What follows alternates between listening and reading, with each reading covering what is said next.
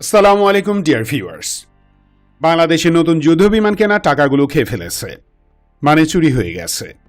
জেনে অবাক হবেন যে এয়ারফোর্সের চোখের সামনেই अस्सलामुअलैकुम वीवर, बहुत ही ज्यादा इम्पोर्टेंट और बहुत ही ज्यादा इंफॉर्मेटिव वीडियो है बांग्लादेश की एयरफोर्स के रिलेटेड, बांग्लादेश के एमआरसीए प्रोग्राम के रिलेटेड। बांग्लादेश के एमआरसीए प्रोग्राम की रकम जो है वो चोरी होगी और किसने इतना ज्यादा नुकसान बांग्लादेश की एयरफोर्स को पहुंचाया, आप लोगों को इस वीडियो में बताया जाएगा। अभी तक चैनल को सब्सक्राइब नहीं किया हुआ जल्दी से कर लीजिएगा। विदाउट वेस्टिंग टाइम वीडियो को स्टार्ट करते हैं।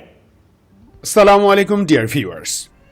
বাংলাদেশের নতুন যুদ্ধ বিমান কেনার টাকাগুলো খেয়ে ফেলেছে, মানে চুরি হয়ে গেছে। জেনে অবাক হবেন যে এয়ারফোর্সের চোখের সামনেই ২৫০০ কোটি টাকা খেয়ে ফেলেছে একদল চোর, আর আমরাও হাততালি দিয়েছি, তৃপ্তির ঢেকুর তুলেছি। ফলাফল এখন নতুন ফাইটার জেট ক্রয় করতে গিয়ে হিমশিম খেতে হচ্ছে। বাংলাদেশকে খুবলে খাওয়ার অন্যতম প্রধান একটি প্রজেক্ট ছিল এমআরসি এর টাকা চুরি করা, অথচ প্যারালেল গভর্নমেন্টের মাথা সেই চোরদের সেফ এক্সিট দিয়েছেন। পুরো ঘটনাটা কিভাবে ঘটল সেটা দেখায় চলুন।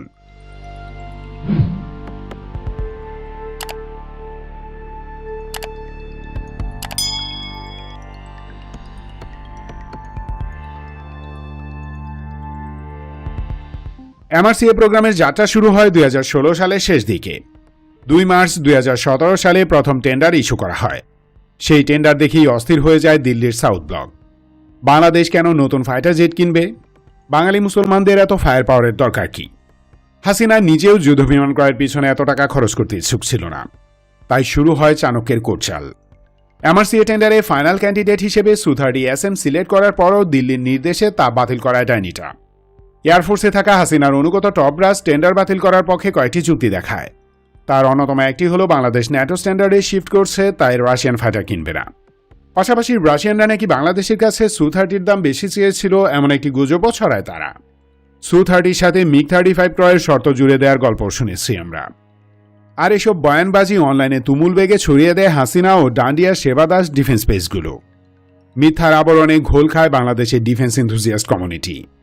এনিওয়ে, হাসিনা ও ডান্ডিয়া বাংলাদেশের আর্ম ফোর্সেস নিয়ে কোনো রিস্ক নিত না।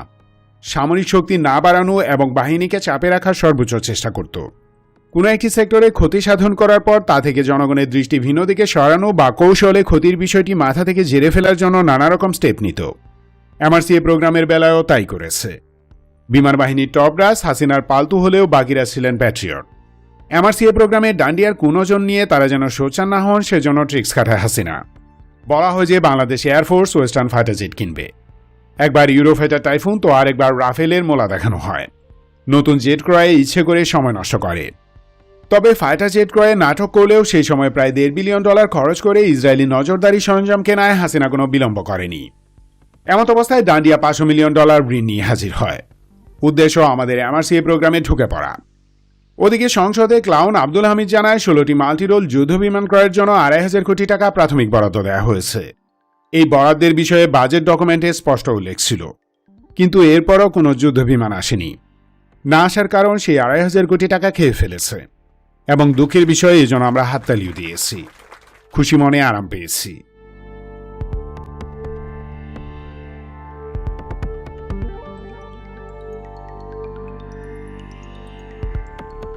মাল্টিরোল কমব্যাট এয়ারক্রাফট অর্থাৎ এমআরসিএ প্রোগ্রাম পুরোপুরি বানচাল করার জন্য দিল্লি বেশ কয়েকটি স্টেপ নেয়।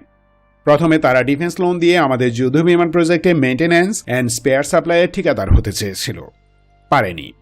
এরপর তৎকালীন ডিফেন্স মিনিস্টার মনোহর পারিকরকে ঢাকায় পাঠায়, সেও সুবিধা করতে পারেনি।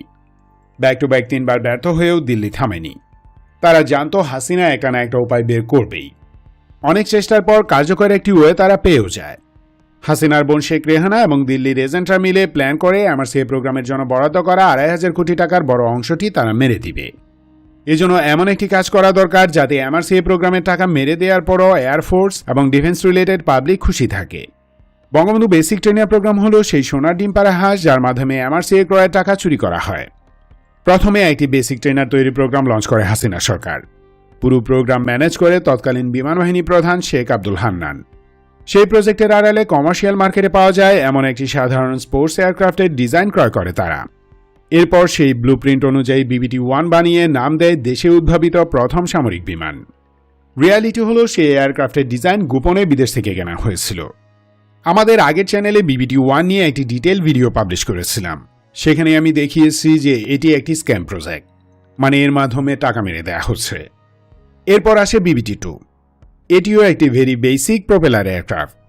বিবিটি 1 ও 2 মতো শত শত এয়ারক্রাফট মডেল খুবই वीवर वीडियो में आपने देख लिया किस तरह से बांग्लादेश की एयरफोर्स का पैसा जो है वो लूटा गया, लेकिन अब बांग्लादेश की जो जदीद और मॉडर्न किस्म के फाइटर जेट है उनको ऐड करना बहुत ही ज्यादा जरूरी बन चुका है। और आई होप बांग्लादेश की एयरफोर्स को अब जो है वो जदीद तरीन और पावरफुल किस्म के फाइटर जेट जो है मिल सके और बांग्लादेश की जो एयरफोर्स की रकम है उसको चोरी ना किया जाए, बल्कि बांग्लादेश को जदीद और पावरफुल किस्म के जिसमें J-10C जैसे फाइटर जेट है वो मिले और बांग्लादेश की एयरफोर्स दुनिया की पावरफुल किस्म की एयरफोर्स बने। मिलते हैं आपसे नेक्स्ट वीडियो में इंशाल्लाह, तब तक के लिए अल्लाह हाफिज।